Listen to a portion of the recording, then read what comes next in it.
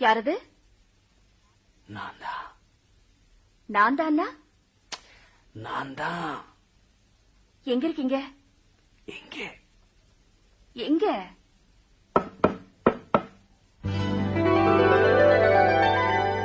காத்திருக்கேன் கதவை திறந்து உள்ளுக்கு வாடி, காதல் செய்ய கத்துக் கொடுப்பேன் முன்னுக்கு வாடி.